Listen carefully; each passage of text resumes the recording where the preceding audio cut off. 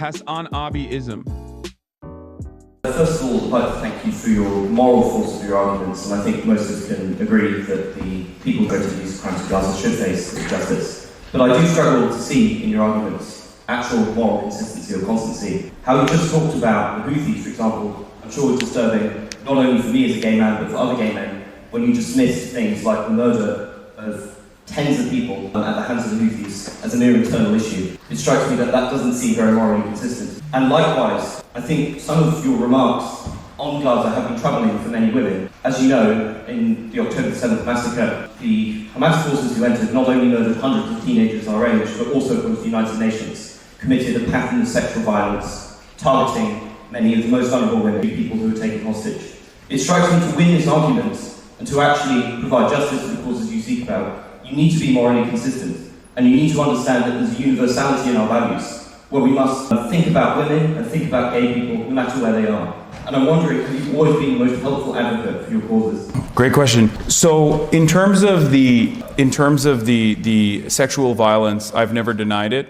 There are definitely people that have clipped things out of context to make it seem as though I have. But my approach on this has always been consistent. Whether it be the Ansar Allah administration and the violent actions that they take against the gay Yemeni population, or whether it be any sort of sexual violence that anyone has been victim to, I think that that is completely unacceptable. There is no world in which that I would say that the perpetrators of such crimes should not face any justice whatsoever. I think that I simply look at historical reference points such as like the Nat Turner Rebellion, for example, or the Haitian Revolution, or even the many acts that the ANC's militant wing engaged in the struggle to abolish the apartheid in South Africa.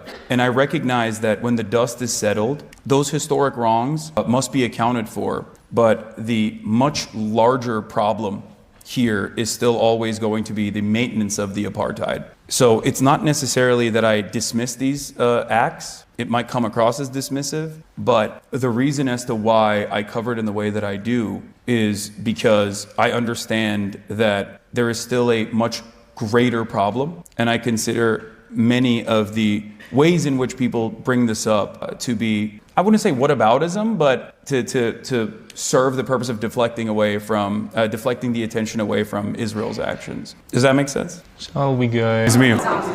Do you guys all have questions, or you want to take photos as well? All right, let's do it. Questioning you, but I'm sure. What? No, I'm used to it. I guess the thing I was talking a little bit about was, I know I'm not a fan of him either, but Richie Torres sent a big letter. But oh God! But in particular, there were some comments in there about a lot of people did feel very upset at the time. I remember seeing it about dismissing what happened on October 7th as rape fantasies, rape hallucinations.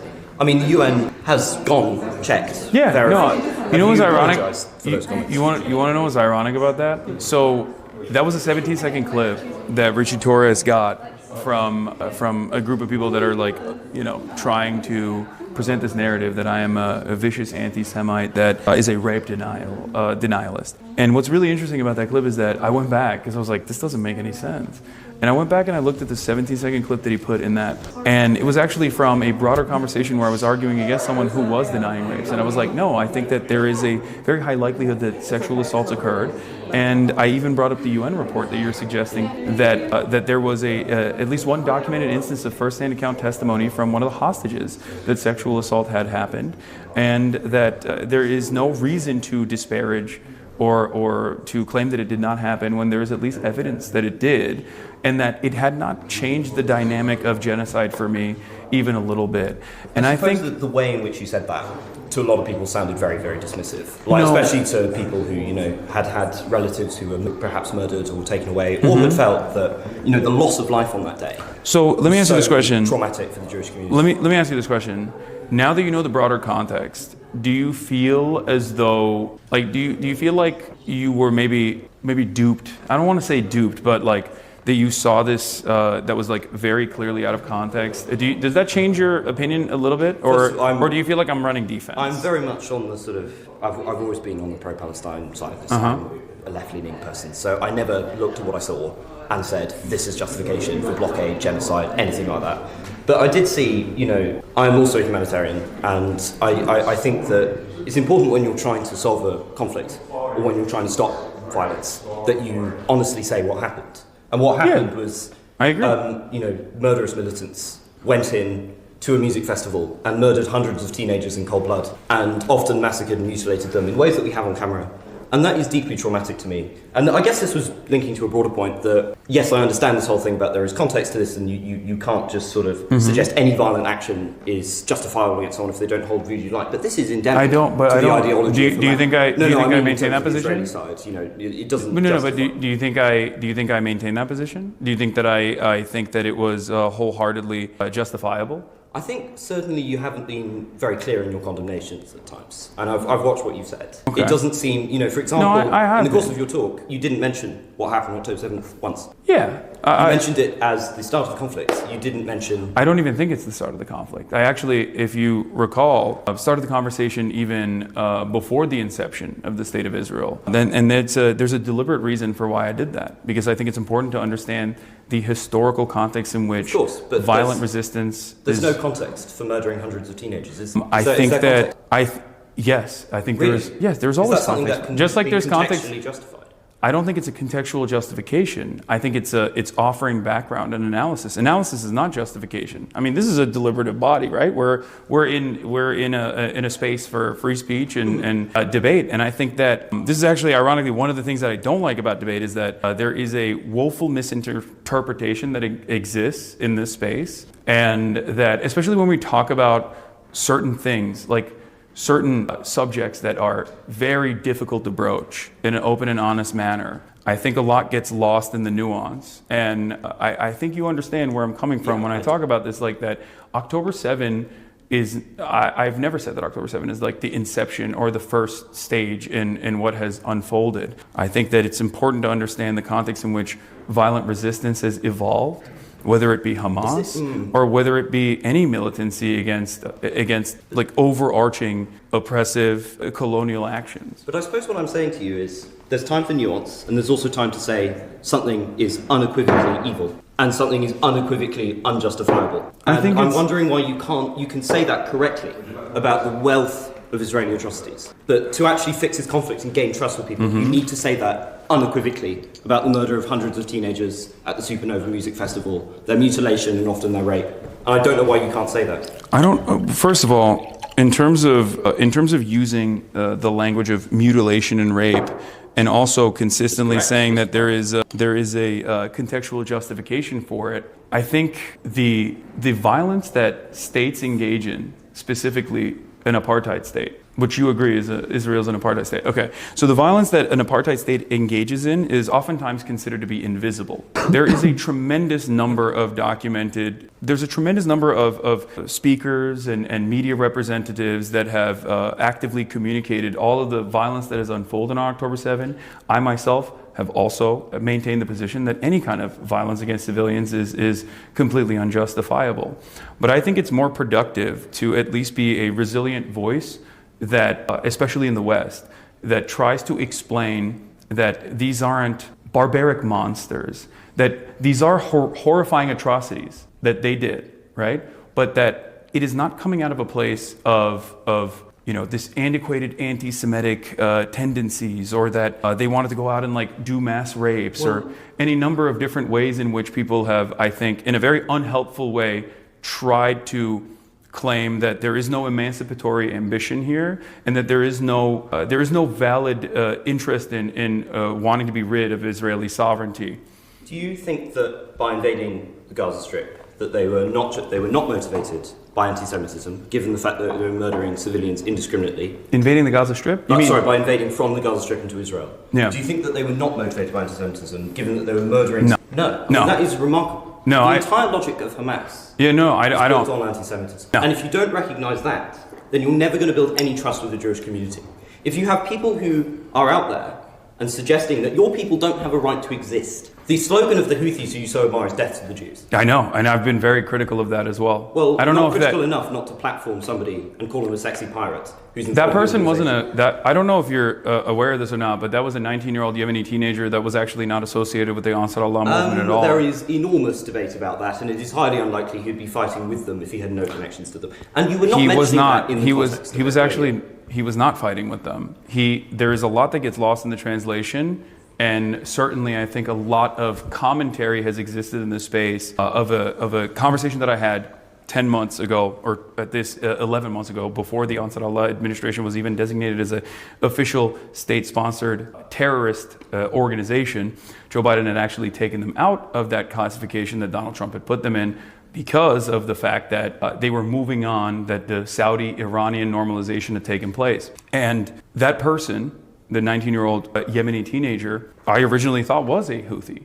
And I'm very open about that. And you were perfectly happy to give him a hang. Oh, absolutely. I think that there is, it would have been a very different conversation. But having said that, if you think that I would have, there were points in that conversation where I asked them directly, what do you think about Jewish people?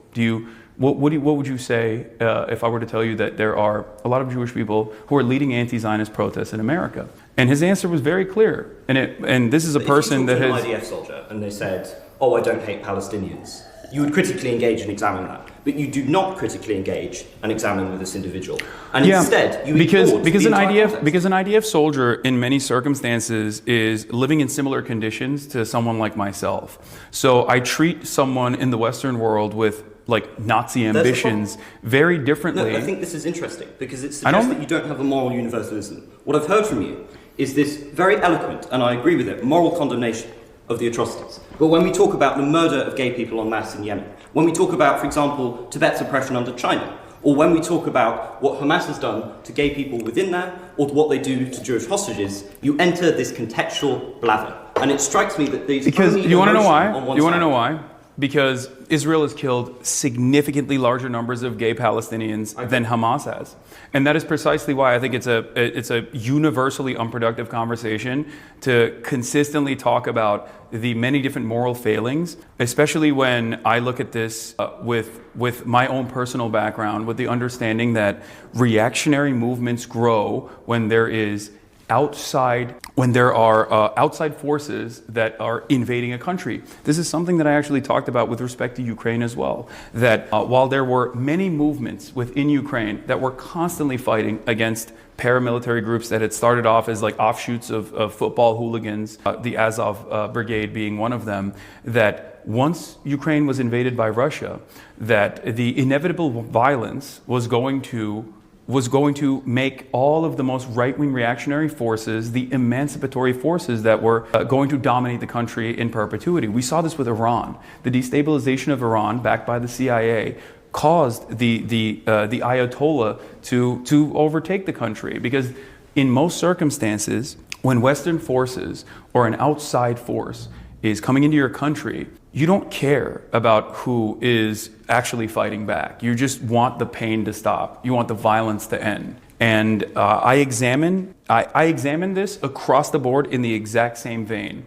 When a larger, more powerful country meddles in the affairs of a smaller country, no matter how big or small. Yeah, Iran, exactly.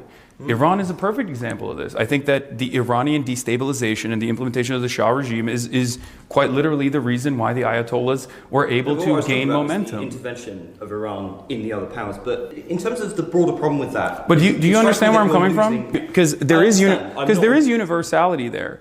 And I think the universality is hard to grasp, especially if you've grown up in the United Kingdom or if you've grown up in America. It's very difficult for people in the Western world to shed themselves of Western chauvinist frameworks and engage in, and I'm not saying you're doing this, but engage in what I have seen as pinkwashing by consistently talking about the internal dynamics of any kind of resistance group when, in fact, we do not make those considerations for many of our allies, and it's not even something that is remotely brought up in this conversation as far as universality goes.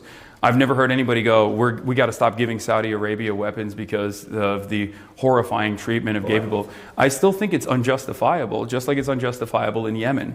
But ultimately, the way I look at it, if there is a much larger, much more powerful country that is getting unlimited weapons from the most powerful country on the planet, and they are engaging in wholesale slaughter, I think analyzing or interpreting the dynamic of like Hamas and gay people in that regard is ultimately not only unproductive, but also it's not something that is within our realm of power even. I think that these countries, my country, Turkey, for example, will inevitably, once they have breathing room, have the time and opportunity to be able to advocate for their own civil liberties. Because at the end of the day, the gay people that Hamas could potentially harm are still gay Palestinians. Does that make sense?